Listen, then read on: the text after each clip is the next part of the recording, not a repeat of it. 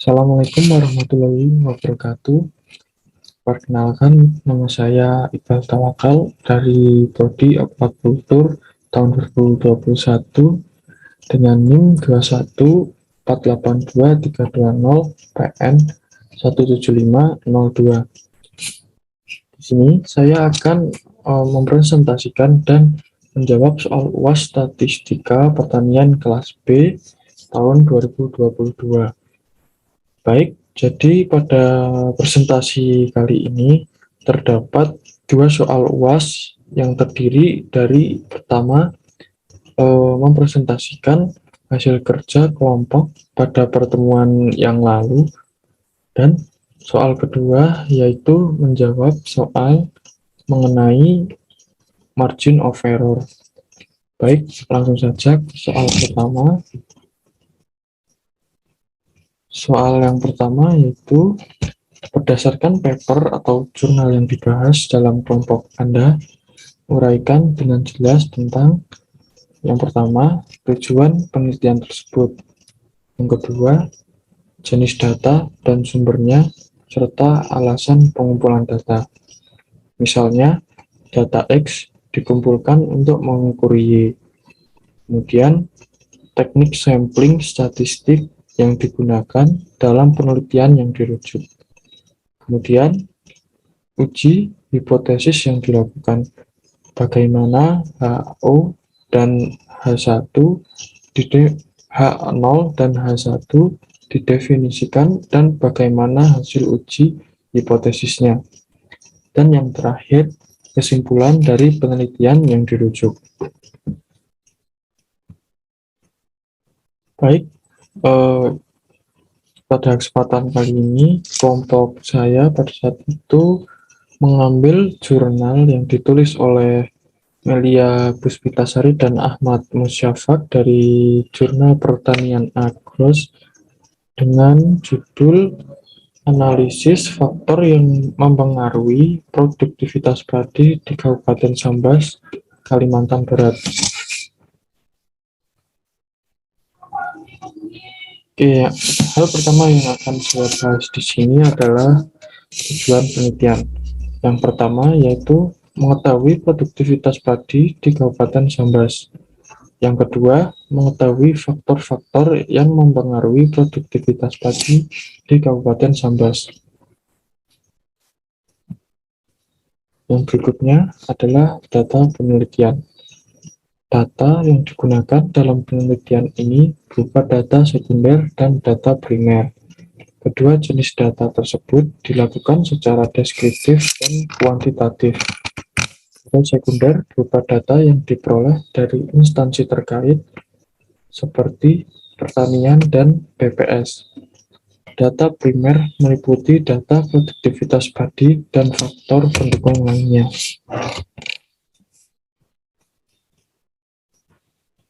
Yang berikutnya adalah contoh-contoh data penelitian yang didapat dari jurnal tersebut. Dapat dilihat di layar tabel 1, yaitu kelompok umur responden petani di Kabupaten Sambas. Berdasarkan tabel 1, tampak rata-rata umur responden sebagian besar atau sekitar 78,46% adalah umur produktif dalam umur 15 hingga 55 tahun.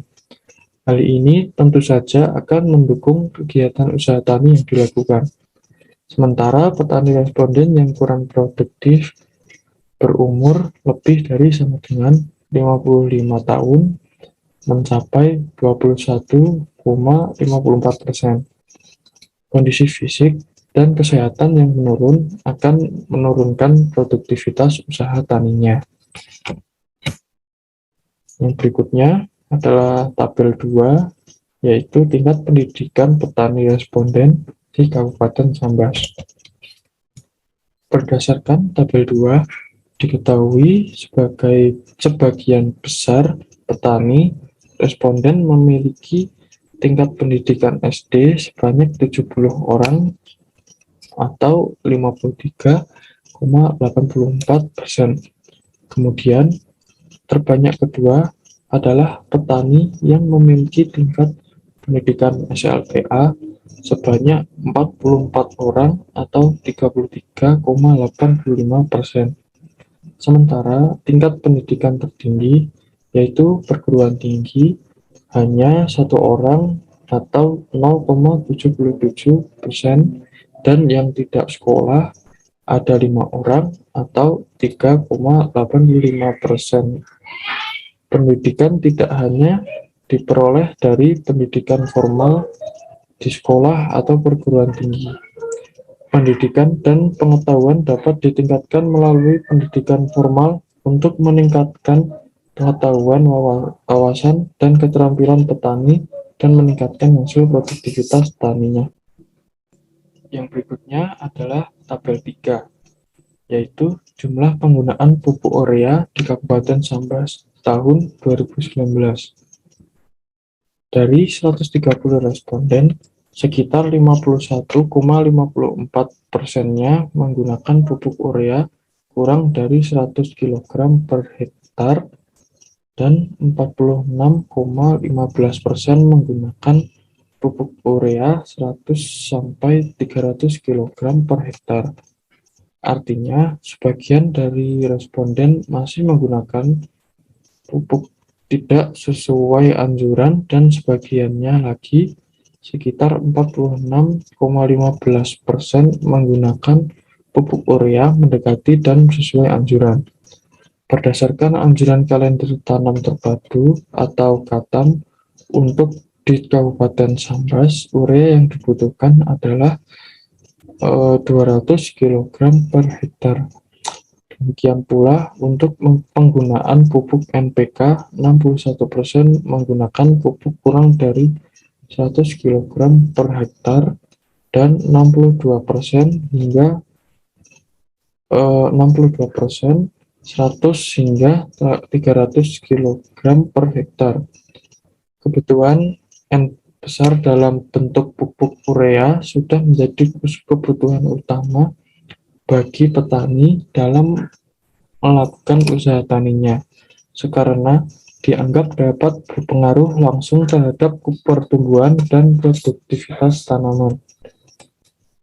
Yang berikutnya ada tabel 4, yaitu jumlah penggunaan Alsin atau traktor di Kabupaten Sambas tahun 2019. Di wilayah penelitian, penggunaan traktor masih relatif rendah. Dari 130 responden, terdapat 38 orang atau 29,23% yang menggunakan traktor. Sebagian besar responden atau 70,77% belum menggunakan traktor, dan ada juga yang melakukan secara tanpa olah tanah. Karena kondisi lahannya yang tidak memungkinkan untuk ditraktor, pemanfaatan alat mesin pertanian berupa traktor disajikan pada tabel 4.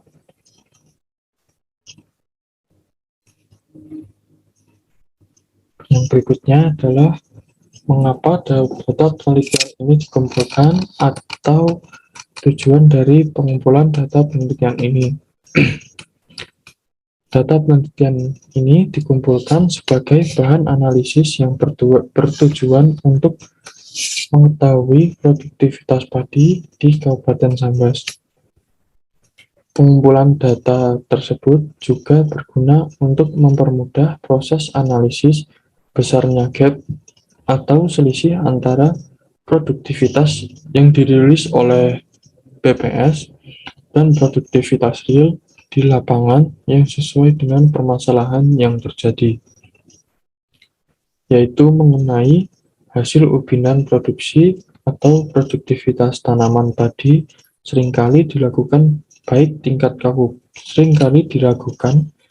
tingkat kabupaten maupun tingkat provinsi. Yang berikutnya adalah teknik sampling yang digunakan dalam jurnal yang saya ambil. Sampling diambil berdasarkan proportional stratified random sampling. Pengambilan secara acak bertingkat yang melibatkan pembagian seluruh populasi menjadi kelompok homogen yang disebut strata atau sinular atau stratum. Sampel acak kemudian dipilih dari masing-masing strata. Dalam kegiatan ini menggunakan metode stratifikasi proporsional. Ukuran sampel setiap stratum sebanding dengan ukuran populasi stratum. Proportional stratified random sampling dirumuskan sebagai berikut. Populasi per strata dibagi seluruh populasi dikali sampel. Strata dalam hal ini didasarkan agroekosistem lahan, yaitu yang pertama lahan irigasi, yang kedua lahan pasang surut, yang ketiga lahan tada hujan, dan yang terakhir lahan ladang. Dengan demikian diperoleh 130 sampel petani.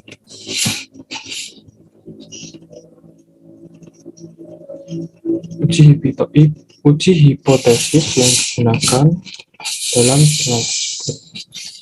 Pada jurnal tersebut ada dua uji hipotesis yang dilakukan, yaitu uji simultan dan uji parsial. Uji F simultan digunakan untuk mengetahui pengaruh secara simultan apakah pengaruh variabel independen terhadap dependen. Uji parsial T dilakukan untuk mengetahui secara parsial apakah pengaruh masing-masing variabel independen terhadap dependen. Berikutnya adalah uji F simultan. Hipotesis statistiknya adalah HO dibanding C1 sama dengan C2 sama dengan C3 sama dengan C4 sama dengan C5 sama dengan C6 sama dengan C7 sama dengan 0. H1 banding C1 tidak sama dengan C2, tidak sama dengan C3, tidak sama dengan C4, tidak sama dengan C5, tidak sama dengan C6, tidak sama dengan C7, tidak sama dengan 0. Jadi, HO tidak ada pengaruh variabel independen terhadap variabel dependen. H1 ada pengaruh variabel independen terhadap variabel dependen. Kriteria pengambilan keputusan. Yang pertama yaitu HO ditolak dan H1 diterima jika sig hit kurang dari sama dengan 0,05. Dan yang kedua, H1 ditolak dan HO diterima jika sig hit lebih dari 0,05. Jadi, hasil yang dicapai bahwa variabel independen berpengaruh terhadap variabel dependen, atau bisa dikatakan bahwa H1 ditolak dan H0 HO diterima dengan sig hit 5%. Nilai probabilitas F statistik adalah 0,00001 lebih besar dari 0,05. Yang berikutnya adalah uji parsial T. Hipotesis statistiknya adalah HO dibanding C1 sama dengan 0, C2 sama dengan 0, C3 sama dengan 0, C4 sama dengan 0, C5 sama dengan 0, C6 sama dengan 0, C7 sama dengan 0, H1.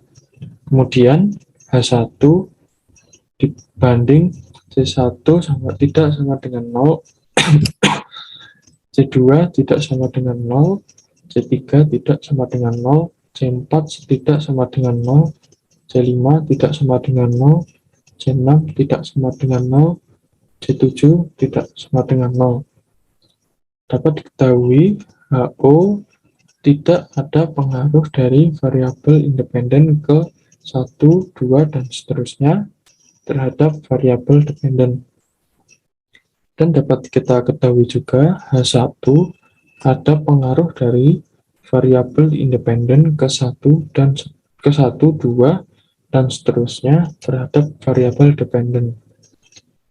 Kriteria pengambilan keputusan uji parsial ini yang pertama yaitu HO ditolak dan H1 diterima jika sig hit kurang dari sama dengan 0,05.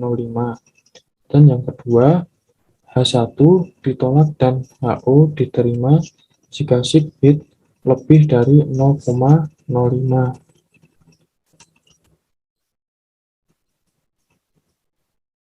Hasil uji menyatakan bahwa yang berpengaruh signifikan adalah dari segi pupuk, urea, traktor, pertanian, dan mesin.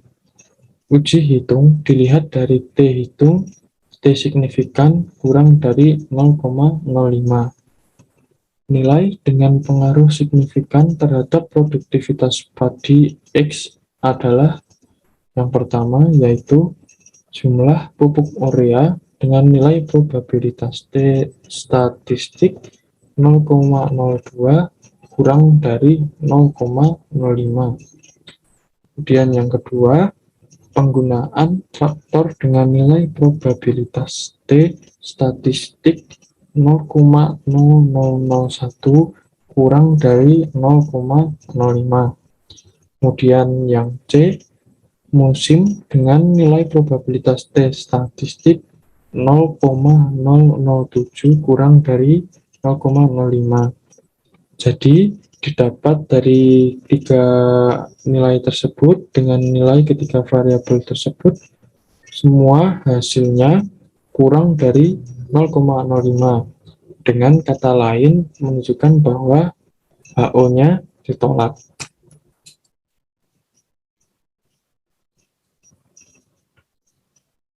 Baik, yang terakhir yaitu kesimpulan dari kegiatan penelitian tersebut, yaitu yang pertama, hasil kegiatan menunjukkan bahwa terdapat gap atau selisih nilai produktivitas tanaman padi di Kabupaten Sambas antara hasil PPS dengan kondisi real di lapangan.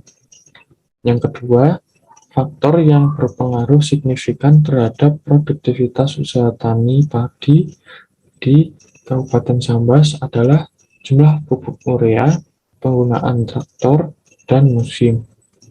Sementara itu, pendidikan, umur, jumlah benih, penggunaan pupuk NPK berpengaruh positif tetapi tidak signifikan.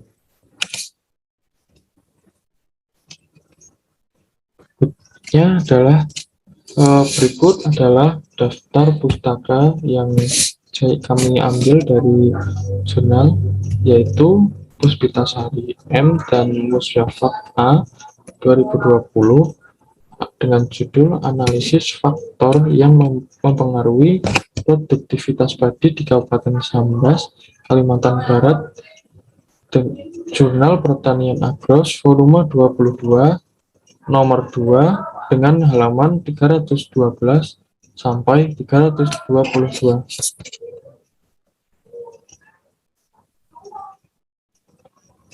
Kemudian kita berlanjut ke soal nomor 2. Soal nomor 2, yaitu jelaskan konsep margin of error. Apakah arti alfa sama dengan 5% jika diketahui jumlah anggota dari populasi adalah 1000? Tentukan jumlah sampel yang diperlukan.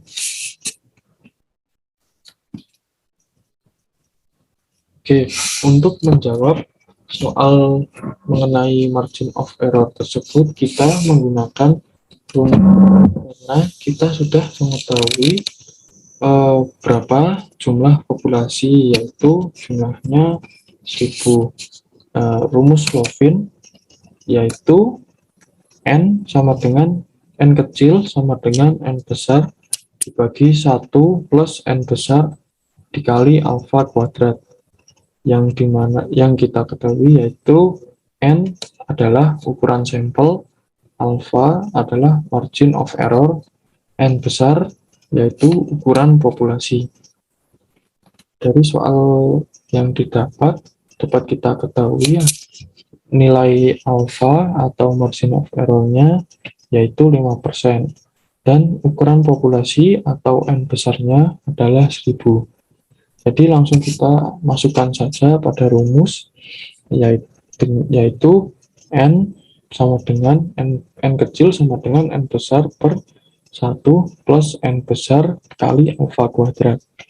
Langsung saja kita masukkan angkanya, yaitu N kecil sama dengan 1000 per 1 ditambah 1000 dikali 0,05, yang tadi awalnya 5%, kita desimalkan menjadi 0,05 dan dikuadratkan. Berikutnya, N sama dengan 1000 dibagi 1 per 1 ditambah 1000 dikali 0,0025. Berikutnya, N sama dengan 1000 per 1 plus 2,5. Dan dilanjut, N sama dengan 1000 per 3,5. Didapat hasil sejumlah 285,71. Nah, pada persoalan seperti ini, apabila jawabannya ini terdapat desimalnya atau komanya lebih dari 00, maka harus dibulatkan ke atas, karena hal ini untuk mencari ukuran sampel. Jadi 285,71 itu dibulatkan menjadi 286. Jadi dalam persoalan kali ini dapat kita ketahui dalam suatu kolam terdapat 1000 ikan, maka terdapat ukuran sampelnya yaitu 286 dengan margin of error sebanyak 5%.